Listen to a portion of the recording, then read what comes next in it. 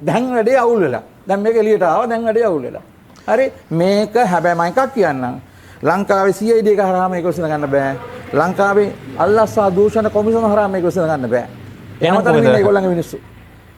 යමතර මිනිස්සු මම කැඳවපු නීති කමිටුවේ හිටපු එකනේ තමයි අද අල්ලස්සා දූෂණ කොමිසමේ අධ්‍යක්ෂ ජෙනරාල්. මම පක්ෂයේ දේශපාලන මණ්ඩල සභිකයෙක් විදිහට මට තමයි නීති අංශය පැවරලා තිබුණේ. නීති අංශයේ ලේකම් හැටියට අපි දැන් මේ වටගලව ඒ සමාජිකයෙක් තමයි රංග දිසානායක කියන්නේ.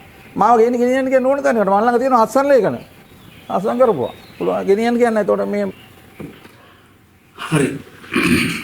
දැන් නන්දන ගුණතිලක. ඒ කියන්නේ ජනතා විමුක්ති පෙරමුණේ හිටපු දේශපාලන මණ්ඩල සභිකයෙක්. ඔහු ජනාධිපති අපේක්ෂකයෙක්. හැබැයි ඊට පස්සේ පක්ෂයෙන් අයින් වෙලා වෙනත් පක්ෂවල දේශපාලන කටයුතු කරා. දැන් මේ එයා කියන කතාව ඇත්තද? කොහොමද ඒක විශ්වාස කරන්නේ?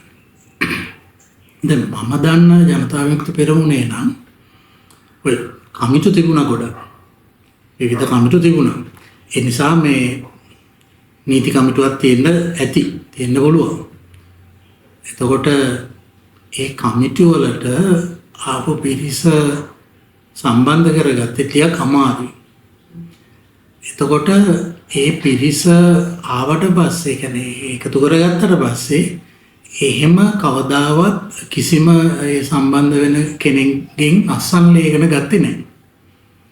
එහෙම අත්දැකීමක් මට තිබුණෙත් නැහැ. මම ওই පක්ෂේ ඒ කාලේ මේ හිටපු දේශපාලන මණ්ඩල සභික කීප දෙනෙක්ගෙනුත් ඇහුවා. CC members ලගෙනුත් ඇහුවා. ඒගොල්ලෝ ධනුවත්ව එහෙම අස්සන් ලේගෙන ගත්තා කියන එකක් ඒගොල්ලෝ කිව්වේ නැහැ එහෙම ගත්තා කියලා. මෙතන මෙහෙමයි දැන්.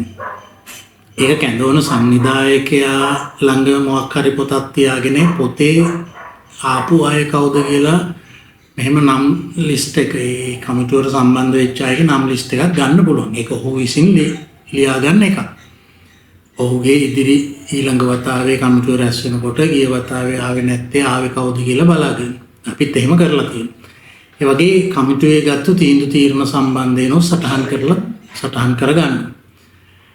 හැබැයි අපි කවුරුවත් නම ලියලා නම් ඒ නම ඉස්සරහින් අසන් කරන්න කියලා කියන එකක්වත් එහෙම නැත්නම් ඒ කමිටුවේ සමාජිකයට ෆෝමැට් එකක් ෆෝම් එකක්වත් දෙන්නේ නැහැ අසන් කරන්න කියලා.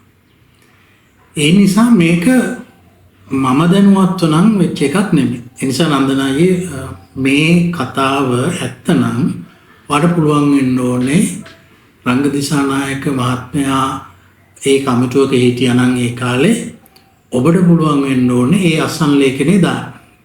ඒ අසන් ලේඛනේ ඉදිරිපත් කරන්නේ නැතුව මේ කටවචනෙන් මේ කියන එක පිළිගන්න බෑ. ඒක නිසා ඔබ ළඟ එවැනි අසන් ලේඛනයක් තියෙනවා නම් ඒක ඉදිරිපත් කරන්න. ඒ දාන්න. කෙලියට දාන්න. මම කිව්වේ බොරුවක් නෙමෙයි. මෙන්න ඒ අසන් ලේඛනේ කියලා. එහෙම නැත්තම් දැන් අපි පක්ෂේ සංස්කෘතිය සහ පක්ෂයේ ඉතිහාසය තුළ එහෙම එකක් තිබුණ නැහැ කියන එක තමයි අදහස තියෙන්නේ. ඒක නිසා ඔක බොරුවක්. ඒ කියන්නේ අර මේ මොනවාගෙන් හරි ගහන්න ඕනේ නේ දැන් අර ඔහුගෙත් ඔය විශ්‍රාම වැටුප අයින් කරනවා කියලා මරාගෙන මැරෙන කතාවක් කිව්වනේ නන්දනයියා. ඒ නිසා ඒකේ තරහක් තියෙනවා. පොදුවේ විපක්ෂයේ වීම නිසා තරහක් තියෙනවා. ඔහු ඉන්න කාලේදී බලයට එන්න බැරි වෙච්ච ජවිපෙත් NPP එක හරි ජවිපෙට දැන් බලයට ආවහම තියෙන පොඩි අර ඇරියස් එකත් එක්ක තියෙන කේස් එකකුත් තියෙනවා. ඒ වගේම මේ කරන වැඩත් එක්ක තියෙන මේ සහ අපි මේ මාර පොරවල් කියලා හිතන් හිටපු අය නැති කාලේ බලයට ආපු නිසා තියෙන කුහකකමක් තියෙනවා. එහෙම එවැනි කුහකකමකට ඉරිසියාවකට සහ විපක්ෂයේ වීම නිසා තියෙන මොකක් හරි මේ විරෝධයකට මිසක් මේ තමන් ඉන්නකොට කමිටුවක් තිබුණා. මම දේශපාලන මණ්ඩල සභිකයෙක් නැත්නම් PPA එකේ සමාජිකයෙක්. මම තමයි කමිටුව කැඳෙව්වේ. ඒ කමිටුවේ ලේකම් විදිහට නම් කරේ අහවලා වටගල සහෝදරයා. ඒ යටතේ හිටිය රංග දිසානායක මහත්මයා කියලා කියපුවාම පොඩි තහවුරුවක් තියෙනවා. ඒ කියන්නේ ඔහු දන්න අය දන්නවා නන්දන අයියා දේශපාලන මණ්ඩලයේ හිටියා කියලා. එතකොට දැන් වටගල සහෝදරයා නිදීඥයෙක් කියලා දන්නවා.